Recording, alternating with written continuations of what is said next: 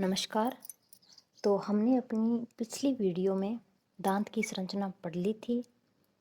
आज हम करेंगे जीभ। जीभ की संरचना देखेंगे, ठीक है। तो सभी को पता है कि जीभ क्या है, मूवमेंट करती है, गति करती है। तो जीभ में क्या होती है, गति करती है। वो गति किसके कारण करती है? पेशी। किसके कारण? पेशी के कारण। या जीभ है वो किसकी बनी होती है? पेशी की बनी होती है। पेशी की बनी। अब पेशी पूछ लिया जाए कि कौन सी पेशी की बनी होती है, तो इच्छिक पेशी, क्योंकि पेशियां हैं वो हृदय पेशी भी होती है, इच्छिक पेशी भी होती है और अनैच्छिक पेशी होती है। तो पेशी की बनी होती है कौन सी पेशी की? इच्छिक पेशी की। इच्छिक पेशी के अन्य नाम भी होते हैं कंकालीय पेशी, कंकालीय पेशी, बेलनाकार पेशी,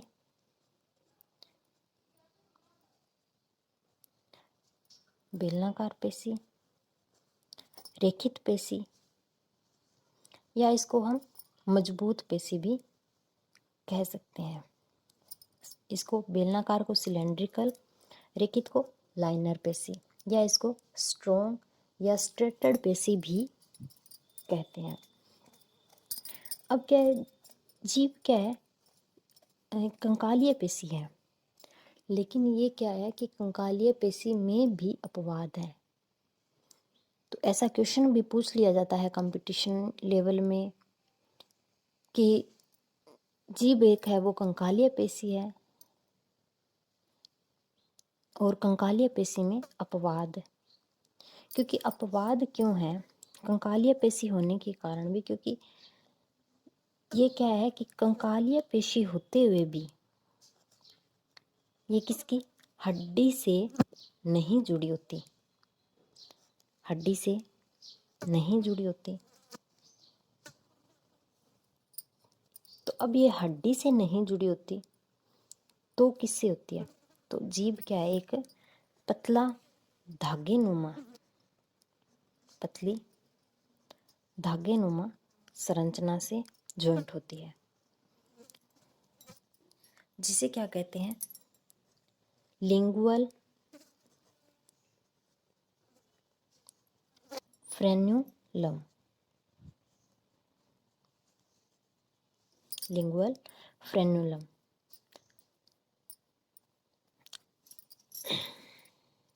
आगे हैं जीभ की संरचना देखेंगे हम। जीभ की संरचना। अब जीभ में क्या होता है कि हमें अलग अलग तरह के स्वाद का पता चलता है। तो जीभ के जो स्वाद क्षेत्र हैं इस प्रकार से होती है जीभ। जीभ के स्वाद क्षेत्र कितने होते हैं? 4। ये 1, 2, 3, पार्श्व से, अग्र से और पश्च से। जीभ में कितने होते हैं? स्वाद क्षेत्र जो होते हैं वो कितने होते हैं? 4। जिसमें जो आगे का जो जीभ का हमारा अग्र भाग जो होता है उसमें किसका पता चलता है? मीठे का। जैसे कोई चीज़ हम मीठी चीज़ का पता करते हैं तो हमारी जीभ को टच करते ही पता चल जाता है। अगर खट्टेपन का स्वाद देखें तो वो हमें अग्र पार्श्व भागों में या पार्श्व भागों में पता चलता है, खट्टेपन का स्वाद। जैसे नींबू खाते हैं तो नींबू से हमें क्या होता है, साइडों में कुछ झंझनाहट सा होता है, खट्टा सा लगता है। बीच में क्या होता है? नमकीन। जो मिडिल पार्ट होता है इसमें नमकीन स्वाद का पता चलता है, और जो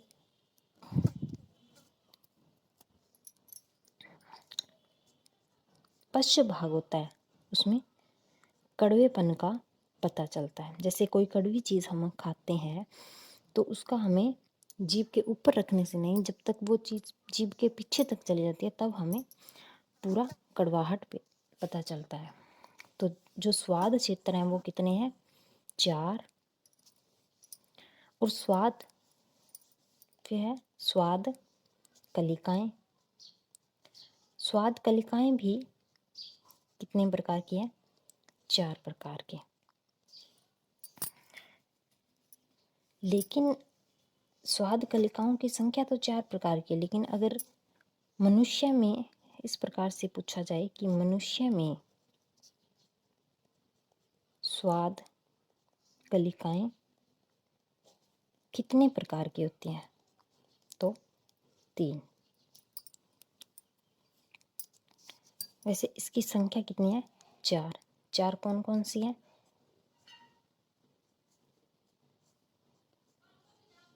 ये वर्ड याद कर लें पहले।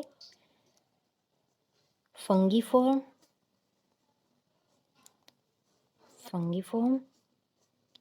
फिलीफॉर्म,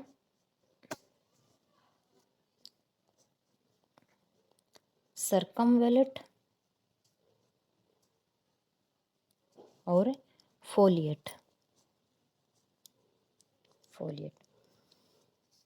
तो जो फंगीफॉर्म है वो क्या होती है कि हम जीभ के अग्र भाग में या अग्र पश्च भाग में कह सकते हैं। जैसे ये जीभ है तो ये इसका अग्र, और ये जो पार्श्व भाग है, अग्र और पार्श्व भाग में कौन सी होती है? फंगीफॉर्म होती है। और पार्श्व जो साइड यहाँ होती है वो कौन सी होती है? फिलीफॉर्म। और जो फोलिएट है, फोलिएट क्या होती है? मनुष्य में एब्सेंट होती है। फोलिएट क्या होती है? एब्सेंट होती है।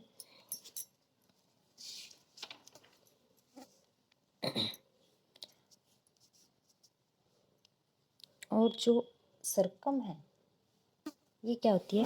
ऊपरी पार्ट में, जो ऊपर का जीभ का हमारा पार्ट होता है। तो ये थी हमारी जीभ की संरचना।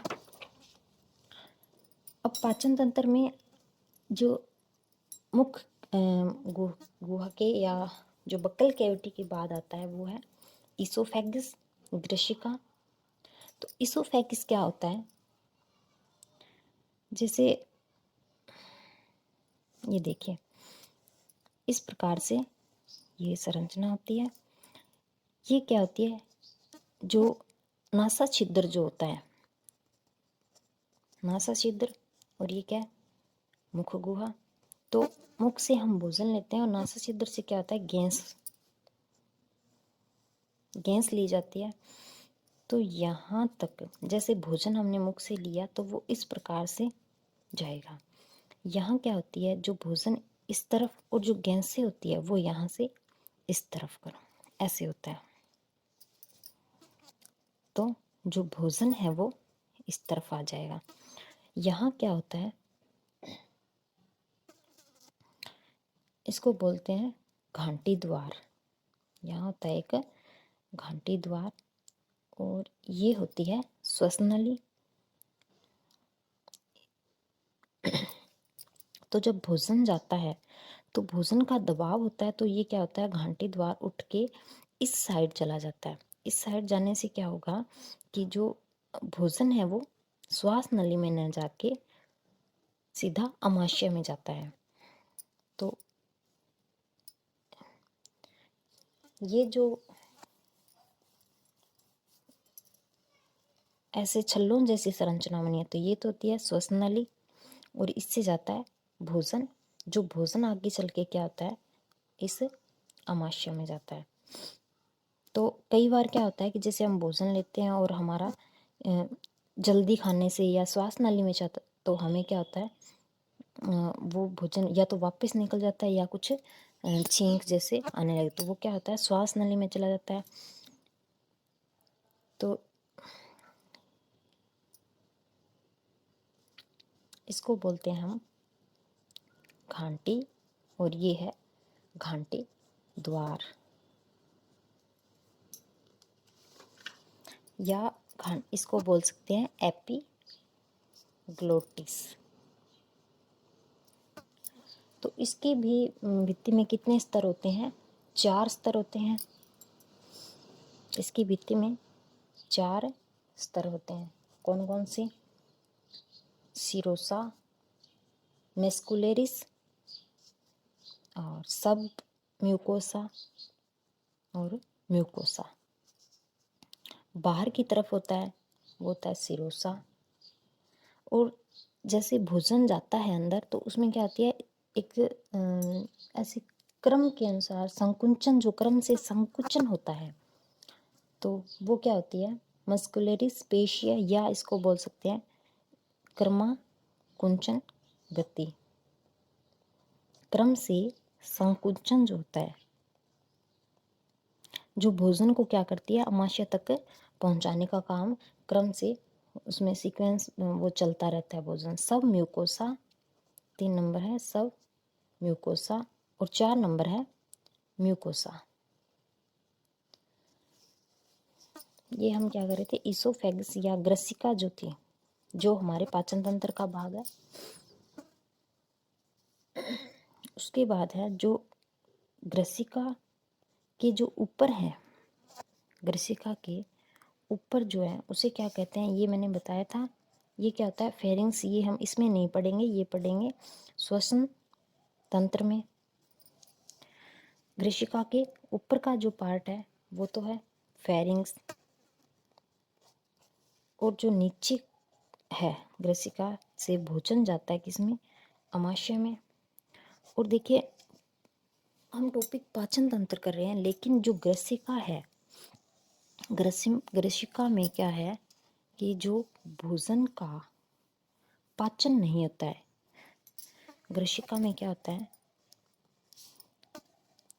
भोजन का पाचन नहीं होता है, नहीं होता है। क्योंकि इसका कारण ये है कि जो ग्रसिका में है वो पाचक एंजाइम नहीं होते, पाचक एंजाइम नहीं होते। और इसको बोल सकते हैं कि जो ग्रसिका है वो एक नलीनुमा संरचना है। ठीक है, तो आपको समझ आ गया होगा मेरे ख्याल से। धन्यवाद।